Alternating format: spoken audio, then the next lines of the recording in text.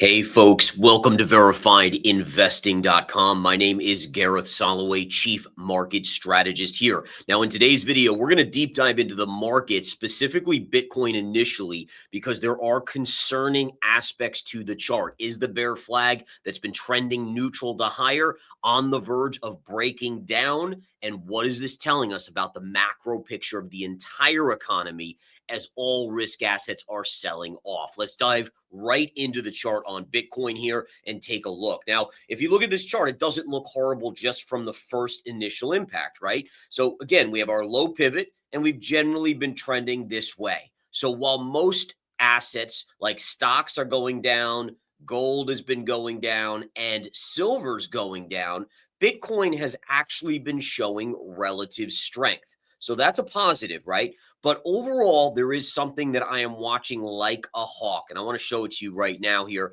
We're going to use our parallel channel and take the low here, and extend it out like this, right? And so essentially what we're doing here is we're putting in a trend line connecting the lowest point from 60,000, right? So all the way through these lows, all the way to this low. Now, if we extend the line up via a parallel, what we see is that it gives us that perfect high here, here, and here. And so what that does is it establishes that this parallel has teeth. It is important because it matches the lows and it also matches the last three, 1, 2, 3 pivot highs.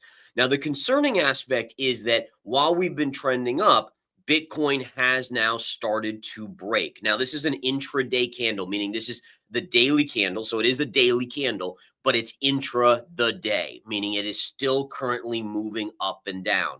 And what I'm going to watch really closely is, can Bitcoin, when we come to the end here, can it close back around 68,000 and save itself from closing below? Now, if it can't, there's still one last chance of, does it confirm to the downside or not? Remember, the difference maker between a candle that closes below a technical support is about a 60% chance that it's a breakdown.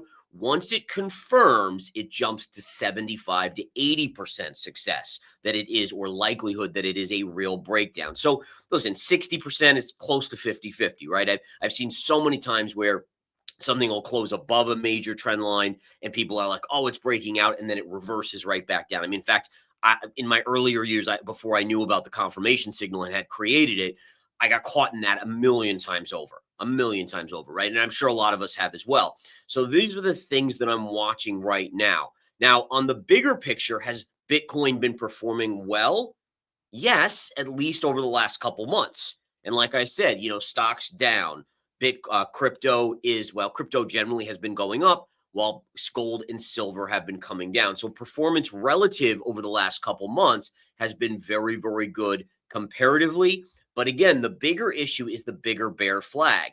And this is something that has me on alert. You have this big move down. This is your flagpole, and this is your flag formation. So listen, we're going to keep an eye on this. As always, I am looking every day we get a new candle. There's a new piece of the puzzle that comes in. We had a rally up to about 76,000.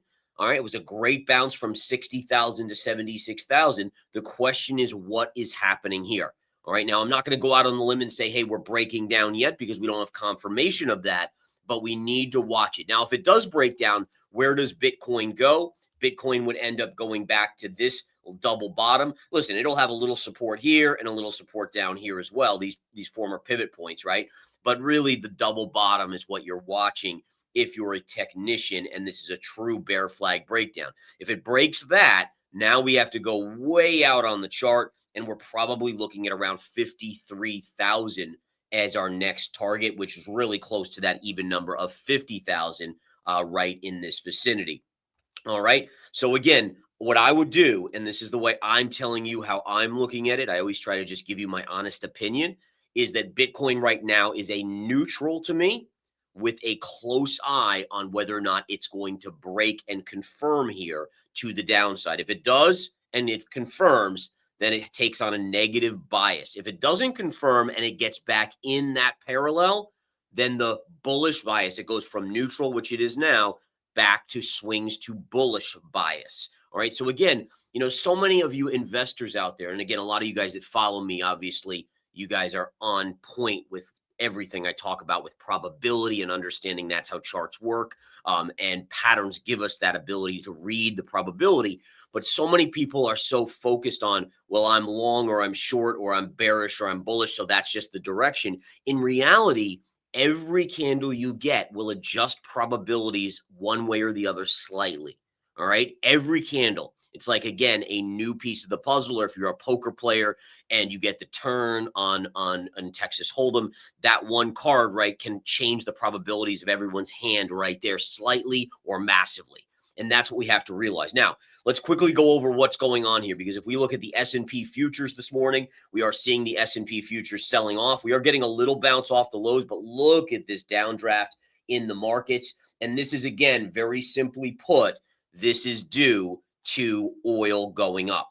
All right. So if we flip back and take a look at US oil, crude oil again, it has rallied overnight higher. Now, what's interesting here, and I think this is a really fascinating point, is yesterday when the stock market closed, President Trump posted on social media, on Truth Social, that he was extending the deadline to hit the Iranian energy infrastructure by 10 days.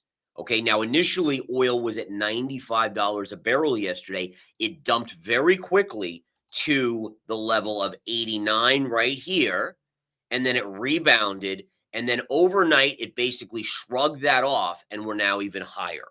And the reason why this is important is it starts to bring in the boy that cried wolf scenario, where the markets start to say, hey, listen, a week ago he said they were close to a deal. They were discussing a deal. It was great. It was, all these things. And then nothing has changed since then. And so when he does this over and over again, and there's no real fundamental change, meaning like the straits are not opened, there's no meetings between the Iranians and the US delegates where they're hammering out an official deal, then the markets start to say, oh, well, we can't believe them. And the longer oil stays up, the more backlog and the longer it'll take for oil to come down, which is why you're seeing a trend higher here. So it's amazing how, if you go back to Monday, when Monday morning we saw that big drop in oil because the president first said, again, he said on Truth Social, we're negotiating, we're getting close to a deal. The oil market fell quite sharply and stayed down for multiple days, but now it's crept up. Now when he does it again, the Truth Social post, guess what happens? Barely a quick drop and then right back up. And so it's the market starting to discount what the president is saying. And that's never a good thing, right? I mean, he's the president of the United States. You should be able to, or the markets need to be able to trust what he says is legit. And listen, there's a lot going on behind the scenes. There's no doubt about it. I'm just talking about from a market perspective, what is going on. And you can clearly see it in oil. And then if we go back to the S&P futures here, you can see the trend. As oil was rallying, the S&P futures fell. We're getting a little bounce now, which is nice to see. But again, the question is, where do we all go? If we look at the charts on the daily chart of the S&P, we are just at such critical levels here, even potentially a break point.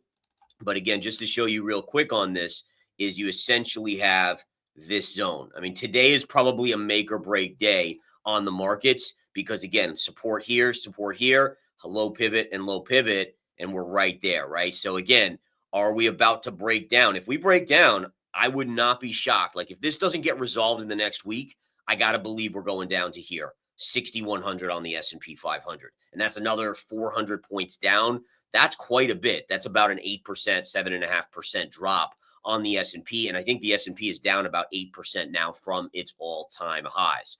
All right, guys. So this is a fluid market. It's amazing because as the markets sell, Bitcoin and crypto sells. As always, I'm here to guide you the best I can. I always do my best. Doesn't mean I'm always right, as we know, based on its probability. But again, I'll give you it straight. I'll give you it the facts, the charts, no BS.